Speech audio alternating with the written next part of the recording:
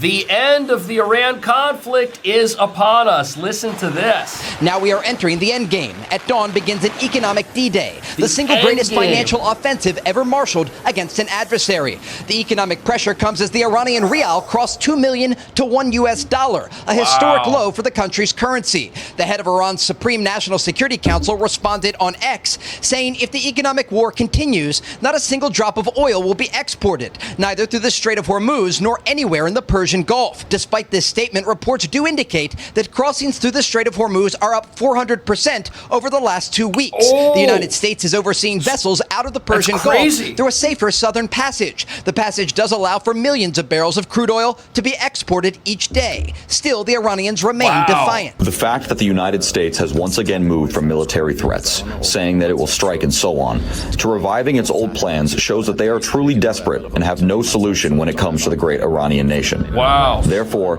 they keep bringing their old plans back onto the scene. The U.S. naval blockade also remains in place, as CENTCOM says 70 commercial vessels have been redirected since the blockade was reimposed. So we have words from Iran's president. The Ayatollah is nowhere to be found. He may have fled the capital. Who knows? And then at the other end of this, we've got the U.S. naval blockade, which is the most successful blockade in history. And look at what else it's doing. On Friday, President Trump doubled down on his position that the Strait of Hormuz is now U.S. territory. They'll never have a nuclear weapon. They want to make a deal so badly. We don't even know if we want, because I view the Strait of Hormuz as an American territory right now. It's an American territory. Yeah, the U.S. totally controls it. The question remains, will this economic pressure lead to a new deal or a return to combat? Guys? Maybe it leads to neither. Trey, if we're going to put these sanctions on, presumably they're going to be on other countries that deal with Iran. Yeah, if they this trade is with happening Iran, today. they're going to be subjected to our sanctions. So that means Pakistan, because Pakistan set up with their own trade deal with Iran. That means Turkey, who set up their own trade deal with Iran. People are focused on China and Russia, but these other countries are going to be in the line of fire. Right. And that's kind of a tenuous situation. And remember, some of these other countries were acting as quote-unquote mediators during the ceasefire, which led absolutely nowhere. So maybe we don't go back to combat. We don't go back to a deal. We just go down the path that Iran seems to want, a path of total isolation. Listen. And this does come on the heels of what are expected to be massive economic sanctions against the regime. The second thing has to do with what President Trump said earlier this month. He indicated that any country around the world that is doing business with Iran, providing sanctions relief, or trying to get around these economic measures would face economic consequences of their own. Nobody wants that. And so the United States is trying to put into place here a program that will not only pressure Tehran, but will also deter allies of the Iranians from doing business with the regime. The goal here is to economically isolate the Iranians from the rest of the world and try to get them to change their behavior. But we have to look at the situation on the ground. We have been stuck in this cycle in the region of strikes and statements with no end in sight. Because up until now, there has been no enforcement of the U.S. sanctions that are already out there. What have we learned about U.S. sanctions over the last several months and several years? They are absolutely worthless if there is no will to enforce them, but that just changed. But now many people have the question, why is this happening now? After all of these negotiations and after all of these ceasefires and after 2 separate military campaigns, well, this all has to do with Iran's last pieces of leverage evaporating. Listen. When we look at the levers that the Iranians still have to pull, there were some interesting statements over the weekend where some top IRGC officials were talking again about the country's nuclear program and hinting at the fact that they may try to advance what remains of that program. That would be terrible. But when we look at the Strait of Hormuz, the Iranians continue to say they are in control of the strait. The reality on the ground is very important to look at. The crossings through the Strait of Hormuz are up 400% over the past 2 weeks, but they're still down about 90% from pre-war levels. What the United States has been able to do here on the side, which is quite interesting, is oversee vessels that were previously trapped in the Persian Gulf safely through this southern passage out of the Strait of Hormuz. And this is allowing millions of barrels of Gulf crude oil from U.S. allies, not from the Iranians, to be exported. And it's undercutting Iranian efforts to maintain control over this critical waterway. And that was the last piece of leverage they had. Remember, their first piece of leverage was them telling U.S. negotiators that they had enough material for 11 nuclear weapons. They told people that before this whole Epic Fury thing started. Then they thought they had enough leverage with their conventional arsenal, their ballistic missiles, and their navy to create a conflict that was so widespread that the rest of the world wouldn't want to be involved. But that didn't happen, and now their control over the Strait of Hormuz is non-existent, and that is obvious to the entire world. So now as the US Treasury Secretary moves to cut Iran off and isolate them financially, every country that was doing business with them will be able to look at this situation and say, there's not a whole lot here that we see a future in, which is gonna mean the end of the regime over there as we know it, and finally freedom for the Iranian people. Listen, but just before we continue, think to yourself about what passes through your family's group chats on a weekly basis. School pickups, vacation plans, doctor's appointments, medical information, your home address, how much money's in your bank account. You trust the people that are in that group getting that information, but how much do you trust the company that made the app you're talking about all this stuff on? Keat gives families another option. It's a free messaging and video calling app built peer-to-peer with end-to-end encryption and no centralized company database holding the family conversation. Keat doesn't track metadata, and nobody needs a phone number or an email address to join. You can create a family group, share photos and videos, make voice calls, have group chats, all without turning your family and those you care about into some sort of profit-driven corporate data profile. Visit Keat.io/Cash Jordan. That's Keat, KEET.io/Cash Jordan. Download it for free. Invite one person that you trust and start a conversation that belongs to you. It is no longer acceptable to operate in the gray spaces of this conflict. Countries cannot claim they are blind to enabling this activity. They're enablers. Iran's enablers purchase, transport its petroleum. They facilitate the flow of its finances through exchange houses and free trade zones. They welcome Iran's flights and maintain registries on its behalf. They turn a blind eye to seaborne fuel transfers and overland transits. They condone illicit use of their banks, all the while concealing the extent of their complicity. Wow. The president is making phone calls to world leaders with specific requests to cease their interactions with the regime. That's it. We are already seeing results. Over the weekend, comments from Iranian leadership clearly acknowledged the effect of this campaign, and nations that facilitate any interactions with the regime should quickly heed our message. This is historic, and it's coming at a moment when Iran's regime has been weakened by a military campaign and by a blockade, and now every single person that was out there helping them is gonna look at this situation and say, I don't want to have my hands on this because I don't want to be drawn into the losing side of this whole arrangement. Listen. Yeah, well, if anybody can do this, it's Secretary Bessent. He comes into this position with lots of experience, lots of determination, and obviously he's really very smart and clever at how to do this. Countries like Iran and Russia have always developed a workaround to sanctions. Yeah, that's why they never worked. Even countries that are abiding by the sanctions, after a few weeks, they have a tendency to throttle back. Yeah. And it really takes U.S. enforcement and supervision, day in, day out, hour by hour, to make certain that those sanctions are really being executed. And that takes a whole team to do something like that. I'm assuming he's putting together even a larger team, more like a task force, to be able to accomplish this. What he's actually saying here is that all trade and all business with Iran will stop. Wow. That's what he's trying to enforce here. I don't think that has ever been tried before.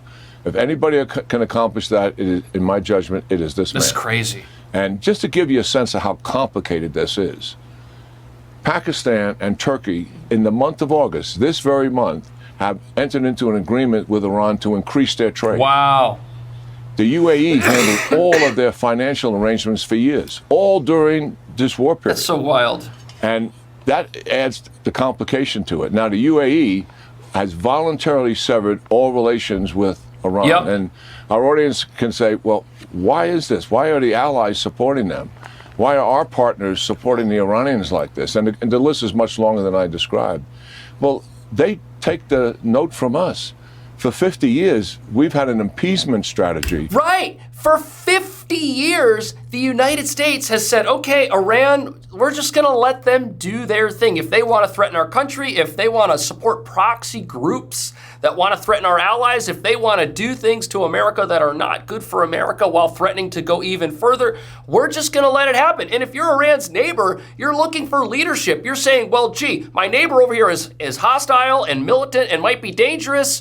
But the United States, they say they care, but their actions don't show that they care. They keep putting sanctions on them and then nothing happens. And then every once in a while they get a president that wants to just airdrop pallets of money into their country and keep them afloat. So how seriously can I, as a neighbor who's kind of caught in the middle of this whole thing, look at what the U.S. says and what it actually does and conclude that there is any seriousness here? That has all changed. The UAE just a couple of days ago severed all of their ties with Iran. So actual leadership is on the table, and that means that this time things are going to be different. Listen. With them, we tried to make deals. We did all sorts of things with this regime. Right. We never confronted them until this president did. I know. And that, yes, that's going to take a behavior change on their part, Bill. They're going to have to cooperate, Yep. and we're going to have to get tough with some of our allies and the partners to make sure they contribute to this isolation of Iran. The second and third parts of this is the blockade, which we've talked about and how successful that is.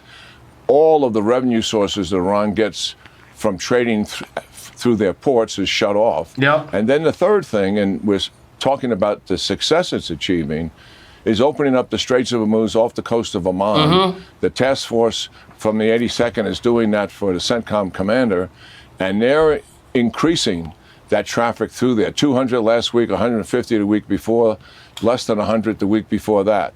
Here's the thing you got to understand. We don't know the full scope of the traffic that is coming out of the Strait of Hormuz. We can have people who give us numbers and who make statements about how it's up or how it's down, but the thing is, a lot of these ships, they're coming out with their transponders turned off, which means they've gone dark. We don't know where they are. No one knows where they are. The ship isn't going to call CNN and say, hey, guess what? We just made it through the Strait of Hormuz. Go Trump. Right. That's not going to happen. We're not going to get that information. That is secret information. These ships, nobody knows where in the world they are. All we know is what the price of oil is doing. And it's not $200 to $300 a barrel, which is where everybody predicted it would be. And notice how everything's happening in the right order. First, you have the military campaign to disable the regime's ability to threaten its neighbors, to threaten Israel, to threaten the United States. Then you have the blockade, which began the process of isolating Iran economically. And as that happens, these partners that are under new scrutiny from the Treasury Department of the United States, their ships can't get to Iran. They can't do business with Iran. Their ability to help feed a regime that is hostile to its neighbors and its own people and the rest of the world is totally cut off. And now here come the financial sanctions. This whole thing has happened in the right order. It's taken a lot of patience on behalf of the American people to watch this whole thing play out. But from the beginning, the operation here has never been anything other than siege warfare. And now we're in the final stages of that. Listen. Moving in the right direction. Still a far cry from 130 ships per day transiting through there. I'm sure the market is seeing the trend is moving in the right direction. So we're on a path here to bring Iran to its knees. That's what Secretary Bessent has in mind. He actually talks about it collapsing. The truth is, nobody knows. Where is Iran coming from? Bill, they fundamentally, this is their leaders who run the place. They believe they can outlast the United States here.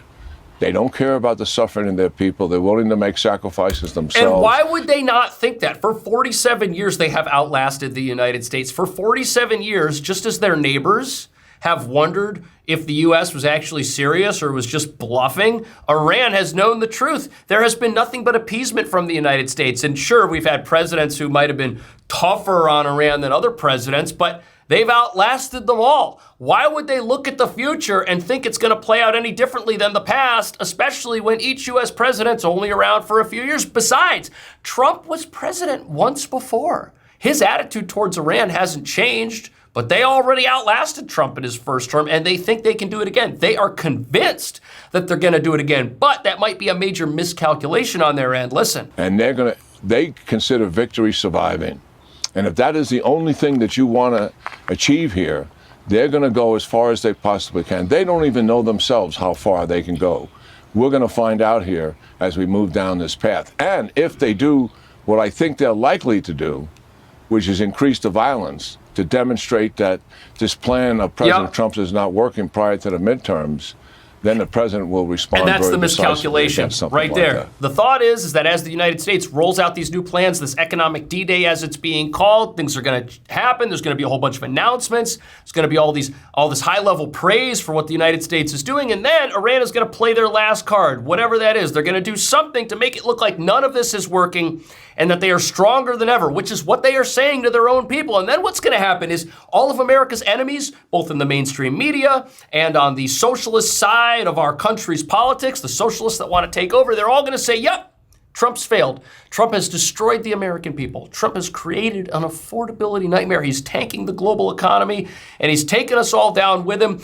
Iran has just proven to us all that they're all still here, but it will be fake. Because reality is they have massive inflation. Reality is they do not have control over the Strait of Hormuz. Think about that for a second. Every day they say, we control the Strait of Hormuz, not one drop of oil is getting out. Oil continues to get out. We can see it in the oil prices. And now look at this. U.S. forces are clearing mines. They're making sure the strait stays open. These operations can't happen if there is a massive military threat the world's never seen before that puts all of these ships and all of these vessels and all of these people at risk. So we've got words and we've got actions. The actions show that oil's not $200 to $300 a barrel. Actions show that this area of the globe, the Strait of Hormuz, is more of a U.S. territory, as the president likes to joke about, than it is an area firmly under Iran's control. And the fact that they've lost their leverage is now obvious to everyone. Here comes the Treasury Secretary with new sanctions and actual enforcement against nations that want to secretly try and help Iran. We know who all of those nations are. Some of them are already jumping ship right now, like the UAE. They're out. What do you think's going to happen next? I'll see you in the next video.